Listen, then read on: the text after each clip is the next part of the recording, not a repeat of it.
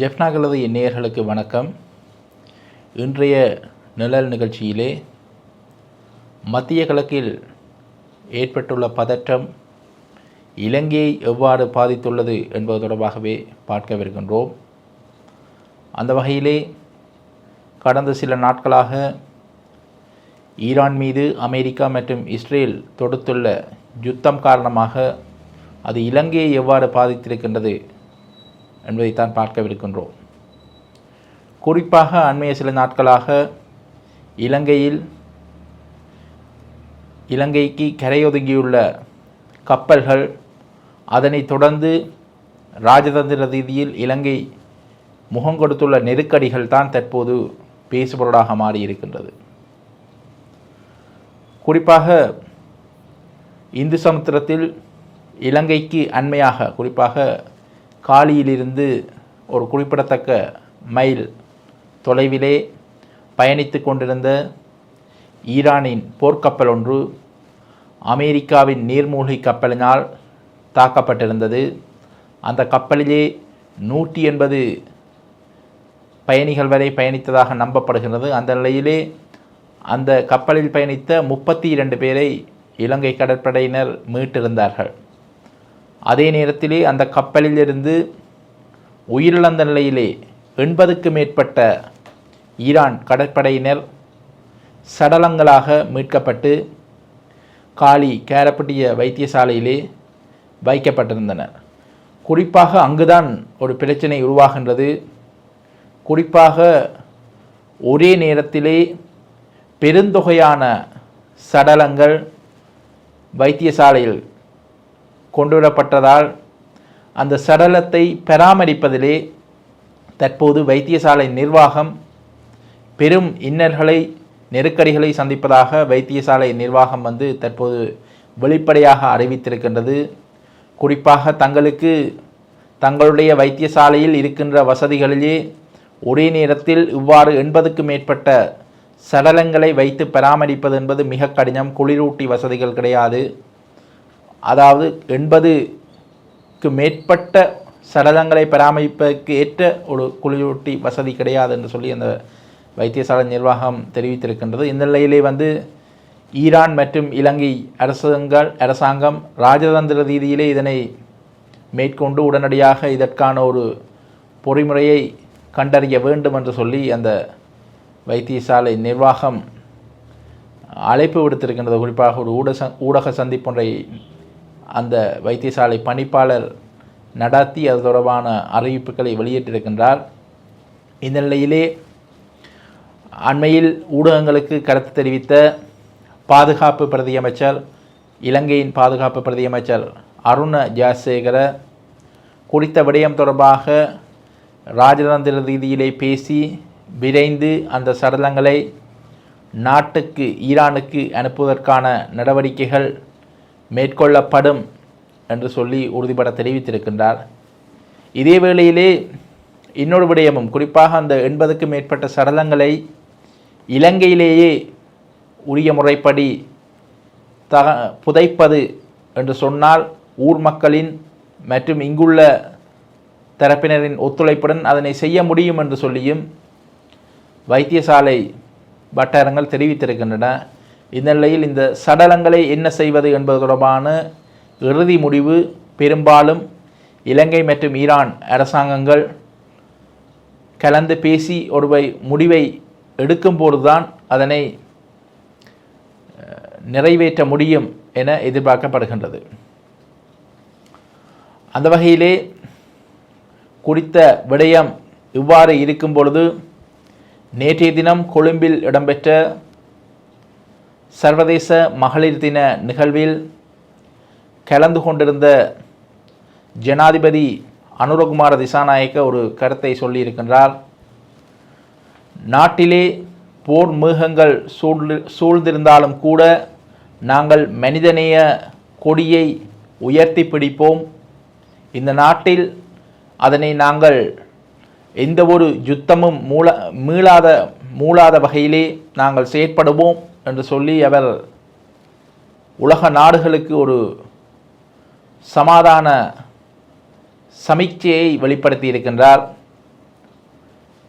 அந்த விடயம் கூட தற்போது பலராலும் கவனத்தை ஈர்த்திருக்கின்றது. இதே வேளையிலே புதுடில்லியிலே இடம்பெற்ற ஒரு மாநாடு ஒன்றிலே கலந்து கொண்ட பாராளுமன்ற உறுப்பினர், குறிப்பாக ஐக்கிய மக்கள் சக்தியின் பாராளுமன்ற உறுப்பினர் ஹர்ஷடி சில்வா ஒரு கருத்தை சொல்லியிருக்கின்றார். இலங்கை என்பது மிக முக்கியமான ஒரு பொருளாதார வலயத்திலே அமைந்திருக்கின்றது. அந்த நிலையிலே உலக வல்லரசுகளிடம் அவர் ஒரு உருக்கமான பகிரங்கமான ஒரு வேண்டுகோளை விடுத்திருக்கின்றார்.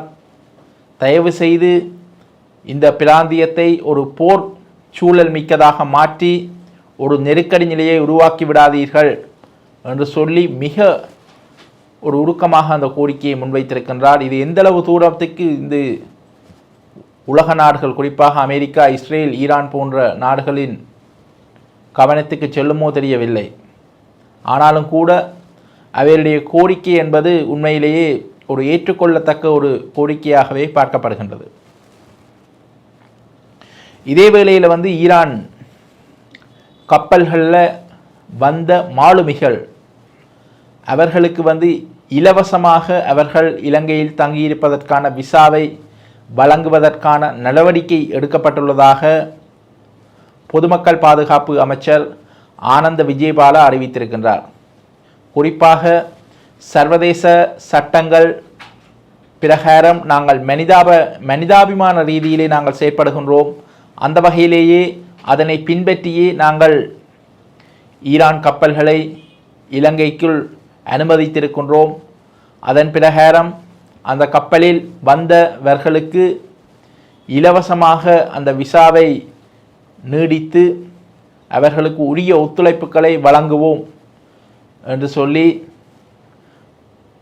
பொதுமக்கள் பாதுகாப்பு அமைச்சர் ஆனந்த விஜயபால தெரிவித்திருக்கின்றார். இதே வேளையில் அண்மைய சில நாட்களாக ஒரு செய்தி வெளியாகி இருந்தது. குறிப்பாக இலங்கைக்குள் அனுமதிக்கப்பட்ட ஈரான் மாலுமிகள் மற்றும் கடற்படையினரை இலங்கை அரசாங்கம் மீளவும் ஈரானுக்கு திருப்பி அனுப்பக்கூடாது என்று சொல்லி இலங்கை அரசாங்கத்தை இலங்கைக்கான அமெரிக்க தூதரக அதிகாரிகள் வலியுறுத்தியதாக ஒரு சில இரகசிய செய்தி மூலங்களை மேற்கோள் காட்டி பல ஊடகங்கள் செய்திகளை வெளியிட்டிருந்தார்கள். இந்த நிலையிலே குறித்த விடயம் தொடர்பாக அமெரிக்காவினுடைய உயர்மட்ட அதிகாரி ஒருவர் உத்தியோகபூர்வமான ஒரு அறிவித்தலை இலங்கை அரசுக்கு விடுத்திருக்கின்றார். அது தொடர்பான செய்திகள் தற்போது வெளிவந்திருக்கின்றன. குறிப்பாக இலங்கை அரசாங்கம் சர்வதேச சட்டங்களுக்கு ஏற்ற வகையிலே அவர்களுக்கான இறையாண்மைக்கு ஏற்ற வகையிலே குறித்த விடயம் தொடர்பான முடிவுகளை எடுக்க முடியும் என்று சொல்லி அந்த அறிவிப்பை விடுத்திருக்கின்றார். இதன் மூலம் அமெரிக்கா ஈரான் விவகாரம் தொடர்பாக இலங்கையை அச்சுறுத்துகிறது என்ற பல்வேறுபட்ட செய்தி தகவல்களுக்கு அமெரிக்கா ஒரு முற்றுப்புள்ளியை வைத்திருக்கின்றது. இது எந்தளவு தூரம் இனி இலங்கை அரசாங்கம் இந்த விடயத்தில் என்ன முடிவை எடுக்கப் போகின்றது என்பது பலரின் கேள்வியாக இருக்கின்றது. அதே வேளையிலே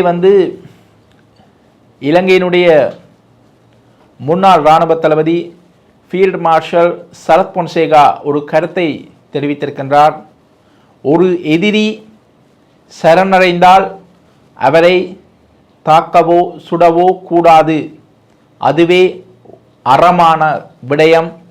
அந்த வகையிலே ஈரான் உதவி கோரியுள்ள நிலையில் மனிதாபிமான அடிப்படையில் இலங்கை அரசாங்கம் செய்த விடயம் உண்மையிலேயே வரவேற்கத்தக்கது.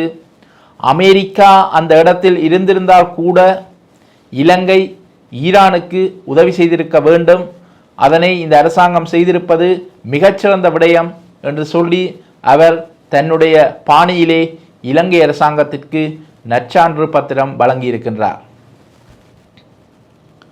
இதே வேளையிலே இந்த ஈரான் விடயம் எந்த விதத்திலுமே தேசிய பாதுகாப்புக்கோ அல்லது பொதுமக்கள் அச்சப்படக்கூடிய வகையிலோ அமையப்போவது இல்லை.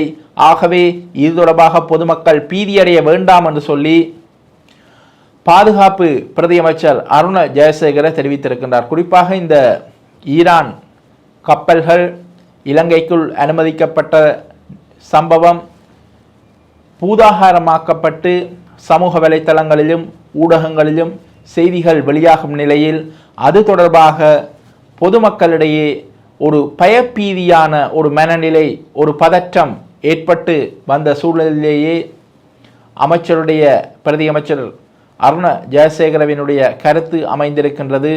நாங்கள் சர்வதேச சட்டங்கள் மனிதாபிமான அடிப்படையில் அதன் மாண்புக்கு மதிப்பளிக்கும் வகையிலே நாங்கள் செயற்பட்டிருக்கின்றோம். ஆகவே இது எந்த விதத்திலும் ஒரு நாட்டுக்கு சார்பானதோ எதிரானதோ அல்ல. ஆகவே பொதுமக்கள் வீண் பதற்றங்கள் கொள்ள தேவையில்லை என்று சொல்லி அவர் தெரிவித்திருக்கின்றார். இதே வேளையில் கடந்த சில வாரங்களாகவே தெரியும், இந்த மத்திய கிழக்கில் ஏற்பட்ட நெருக்கடி காரணமாக இலங்கையிலே பல மாவட்டங்களிலுமே இந்த எரிபொருளுக்காக ஒரு நெருக்கடியான சூழல் ஏற்பட்டிருந்தது. இந்த எரிபொருள் நெருக்கடி ஏற்பட்டமைக்கான பிரதான காரணம் தற்போது ஆட்சியில் இருக்கின்ற அனுரகுமார திசாநாயக்க தலைமையிலான ஜேவிபி அரசாங்கத்தினுடைய கடந்த காலத்தில் அது மேற்கொண்ட தவறான செயற்பாடுகளே காரணம் என்று சொல்லி இலங்கையினுடைய முன்னாள் ஜனாதிபதியும் ஐக்கிய தேசிய கட்சியின் தலைவருமான ரணில் விக்ரமசிங்க தெரிவித்திருக்கின்றார். குறிப்பாக ரணில் விக்ரமசிங்க அண்மையிலே நடத்திய ஒரு கலந்துரையாடலின் போது ரணில் விக்ரமசிங்க இதனை மிகவும் ஆவேசமாக இந்த கருத்தை தெரிவிச்சிருக்கின்றார். என்னென்னு சொன்னால், இந்த நாட்டில் இவ்வளவு நெருக்கடி தோன்றுவதற்கு காரணம் இவர்களுடைய தவறான ஒரு பிற்போக்குத்தனமான அணுகுமுறையே இதற்கு காரணம். இந்த நிலைமையில் நாடு சென்றால் மிகப்பெரிய ஒரு நெருக்கடியை நாடு எதிர்கொள்ளும் என்று சொல்லியும் அவர் எச்சரிக்கை விடுத்திருக்கிறார். இதேவேளை தற்போது ஒரு செய்தி ஒன்றை போலீஸ் ஊடகப் பிரிவு வெளியிட்டு இருக்கின்றது. அது என்னவென்று சொன்னால், திருகோணமலைக்கில் தற்போது கொண்டு வரப்பட்டுள்ள ஈரானினுடைய போர்க்கப்பலிலே தொடர்ந்தும் 15 ஈரானிய கடற்படை வீரர்கள் தங்கியிருக்கின்றார்கள் என்று சொல்லி ஒரு தகவலை வெளியிட்டிருக்கின்றது. குறிப்பாக அமெரிக்க இஸ்ரேல் கூட்டுப்படையினால் ஏதாவது ஒரு தாக்குதல் முயற்சி நடத்தப்படலாம் என்ற ஒரு முன்கூட்டிய அச்சம் காரணமாக அவர்கள் தொடர்ந்தும் அந்த போர்க்கப்பலிலே நிலை கொண்டிருப்பதாக போலீஸ் ஊடகப் பிரிவு தெரிவித்திருக்கின்றது. இதே வேளையிலே இலங்கையிலே ட்ரோன் மூலம் தாக்குதல்கள் நடத்தப்படலாம். குறிப்பாக தற்போது இந்த மத்திய கிழக்கில் ஏற்பட்டுள்ள பதட்ட நிலைகளில் பிரதானமான ஒரு தாக்குதல் உத்தியாக அமெரிக்கா மற்றும் இஸ்ரேல் மற்றும் ஈரானினால் பயன்படுத்தப்படுகின்ற ஒரு கருவியாக ட்ரோன் பயன்படுத்தப்படுகின்றது. இந்த நிலையிலே இலங்கையிலும் இந்த ட்ரோன் மூலமான தாக்குதல்கள் இடம்பெறலாம் என்ற அச்சம் காரணமாக இலங்கைக்குள் ட்ரோன் கொண்டு வருவதற்கு பல கட்டுப்பாடுகளை இலங்கை அரசாங்கம் விதித்திருக்கின்றது. அந்த வகையிலே இங்கு அனுமதியின்றி ட்ரோன்களை கொண்டு வருவது தொடர்பாக இலங்கையில் உள்ள சட்ட ஏற்பாடுகளின்படி நடவடிக்கைகள் எடுக்கப்படும் என்று சொல்லி இலங்கை அரசாங்கம் அறிவித்திருக்கின்றது. இதனையும் ஒரு முன்னேற்பாட்டான நடவடிக்கையாகவே நாங்கள் பார்க்க வேண்டி இருக்கின்றது. இதே வேளையிலே இந்த ஈரான் போர்க்கப்பல் மீது அமெரிக்க நீர்மூழ்கி கப்பல் நடத்திய தாக்குதல் சம்பவம் தொடர்பாக இந்தியாவிற்கு தெரியாமல், இந்தியாவினுடைய பிரதான உளவு பிரிவாக கருதப்படுகின்ற ரோவுக்கு தெரியாமல் அந்த தாக்குதல் சம்பவம் இடம்பெற்றிருக்க வாய்ப்பே இல்லை என்று சொல்லி முன்னாள் பாராளுமன்ற உறுப்பினரும் முன்னாள் அமைச்சருமான விமல் வீரவம்ச ஒரு புதிய ஒரு சர்ச்சை ஒன்றை வெளியிட்டிருக்கின்றார். குறிப்பாக இலங்கையை அமெரிக்கா ஒரு போர்க்களமாக மாற்றுவதற்கு ஒரு மாஸ்டர் பிளானை போட்டிருக்கின்றது. அந்த வகையிலேயே ஈரான் மீது இந்து சமுத்திர பிராந்தியத்திலே குறிப்பாக இலங்கைக்கு அண்மையிலே வைத்து இந்த தாக்குதலை அமெரிக்கா மேற்கொண்டிருக்கின்றது என்று சொல்லியும் அவர் சொல்லியிருக்கின்றார். குறிப்பாக உயிர்த்த ஞாயிறு தாக்குதலை முன்கூட்டியே அனுமானித்த இந்திய உளவு பிரிவு எவ்வாறு இந்த ஈரான் தாக்குதலை அறியாமல் விட்டது? அதே நேரத்திலே இந்தியாவில் இடம்பெற்ற ஒரு பயிற்சிக்காக சென்ற ஈரானிய கப்பல் மீதே இந்த தாக்குதல் நடத்தப்பட்டிருக்கின்றது. அந்த பயிற்சிக்கு அமெரிக்கா செல்வதாக இருந்த போதும் அது அமெரிக்கா பின்னர் செல்லவில்லை. அந்த நிலையிலே இவர்கள் திட்டமிட்டுத்தான் இந்த தாக்குதலை செய்திருக்கின்றார்கள் என்று சொல்லி விமல் வீரவம்ச ஒரு சர்ச்சை கருத்தை வெளியிட்டிருக்கின்றார். இது இவ்வாறு இருக்க மத்திய கிழக்கிலே எவ்வாறான நிலைமைகள் என்று சொன்னால் இன்னமும் அங்கு மோதல் நிலைமை என்பது தீவிரமாகவே காணப்படுகின்றது. குறிப்பாக கடந்த மாதம் 28ஆம் தேதி ஈரான் மீது அமெரிக்க இஸ்ரேல் கூட்டுப்படை தாக்குதலை நடத்த ஆரம்பித்தது. அன்றைய தினத்திலிருந்து இதுவரை தொடர்ச்சியாக அங்கு அந்த தாக்குதல் சம்பவங்கள் இடம்பெற்று வருகின்றது. ஈரான் மீது அமெரிக்க இஸ்ரேல் கூட்டுப்படை தாக்குதல் நடத்துவதும் அமெரிக்க இஸ்ரேல் தளங்கள் மீது குறிப்பாக மத்திய கிழக்கு நாடுகளிலே குறிப்பாக மத்திய கிழக்கு நட்பு நாடுகளிலே உள்ள அமெரிக்க இஸ்ரேல் தளங்கள் மீது ஈரான் தாக்குதல் நடத்துவது எனவும் அந்த மோதல் நிலைமை தொடர்ந்து நீடித்து வருகின்றது. இந்த நிலையிலே ஈரானுடைய உச்ச தலைவராக கருதப்படுகின்ற மத தலைவர் தாக்குதல் மூலம் கொலை செய்யப்பட்ட நிலையில் அடுத்த தலைவர் ஜார் என்று சொல்லி பல சர்ச்சைகள் நீடித்து வந்தது. இந்த நிலையிலே அதற்கு முடிவு கட்டும் வகையிலே ஈரானுடைய உச்ச தலைவராக கருதப்பட்ட அண்மையில் கொலை செய்யப்பட்ட அல்ஹாமினியின் மகன் புதிய தலைவராக பொறுப்பேற்றிருப்பதாக ஈரான் தகவல்கள் அரச தகவல்கள் தற்போது தெரிவிக்கின்றன. என்ற போதும் கூட அவர் பொது வழியில் தோன்றாமல் இரகசியமான இடத்திலே அவர் பதுங்கி இருப்பதாகவும் தெரிவிக்கப்படுகின்றது. இதேவேளையிலே நாங்கள் அமெரிக்காவிற்கு பயந்தவர்கள் அல்ல, அமெரிக்காவை நாங்கள் நேருக்கு நேர் மோதுவதற்கு எந்நேரமும் நாங்கள் தயாராக இருக்கின்றோம், அமெரிக்கா இயலும் என்று சொன்னால் தரைவழியில் வந்து எம்மை மோதுவதற்கு முயற்சிக்கட்டும் என்று சொல்லி ஈரான் வெளியுறவு அமைச்சர் பகிரங்கமாக அழைப்பு விடுத்திருக்கின்றார். இதே வேளையிலே ஈரான் இவ்வாறு அறிவிப்பை வெளியிடும்போது அமெரிக்க ஜனாதிபதி டொனால்ட் ட்ரம்ப் ஒரு கருத்தை சொல்லியிருக்கின்றார். ஈரானின் புதிய தலைவரை நாங்களே தெரிவு செய்வோம், எங்களை மீறி ஈரான் செயற்பட முனைந்தால் ஈரான் சரணடைவதற்கு கூட எவரும் இருக்க மாட்டார்கள் என்று சொல்லி எச்சரிக்கை துணையிலே ஒரு எச்சரிக்கையை விடுத்திருக்கின்றார். ஏனென்று சொன்னால் எந்த விதத்திலும் இனி அந்த ஈரான் சரணடைவது என்ற ஒரு பேச்சுக்கே இடமில்லை, முழு வீரியத்துடன் ஈரான் மீது தாக்குதல் நடத்தப்படும் என்று சொல்லி டொனால்ட் ட்ரம்ப் தெரிவித்திருக்கின்றார். இந்த நிலையிலே இவ்வாறு கடும் மோதல் நிலைமை நீடிக்கும் போது புதிய தலைவராக ஈரானுக்கு புதிய மத உச்ச தலைவர் நியமிக்கப்பட்டுள்ள நிலையில் இஸ்ரேல் மீது குண்டு மழை பொழிவதாக தற்போது வெளிநாட்டு ஊடகங்கள் செய்திகளை வெளியிட்டு வருகின்றன. இதே வேளையிலே புதிய தலைவர்களுடைய தெரிவிற்கு ரஷ்ய ஜனாதிபதி விளாடிமிர் புடின் தனது வாழ்த்துக்களை தெரிவித்திருப்பதுடன் ஈரானுக்கு எந்த நேரத்திலும் ரஷ்யா ஒரு பக்க துணையாக நிற்கும் என்று சொல்லி அதனுடைய இறையாண்மையை மதித்து ரஷ்யா செயற்படும் என்று சொல்லி அவர் தனது வாழ்த்தை தெரிவித்திருக்கின்றார். இதேவேளையிலே ஈரான் மீதான அமெரிக்க இஸ்ரேல் கூட்டுப்படைகளின் தாக்குதலுக்கு சுவிஸ், ஸ்பெயின் உள்ளிட்ட நாடுகள் கண்டனங்களை வெளியிட்டிருக்கின்றன. இது சர்வதேச சட்டத்திற்கு எதிரானது, இது ஒரு போர் அறத்திற்கு எதிரானது என்று சொல்லி அந்த நாடுகளினுடைய முக்கிய தலைவர்களாக கருதப்படுகின்ற குறிப்பாக சுவிஸ் நாட்டினுடைய ஒரு அமைச்சர் இந்த கருத்தை வெளியிட்டிருக்கின்றார். அதே வேளையில் ஸ்பெயின் அரசாங்கமும் அமெரிக்க இஸ்ரேல் கூட்டுப்படையின் செயற்பாடுகளுக்கு கண்டனம் வெளியிட்டிருக்கின்றார்கள். இந்த நிலைமைகள், இந்த மோதல் போக்குகள் இவ்வாறு இருக்கும் பொழுது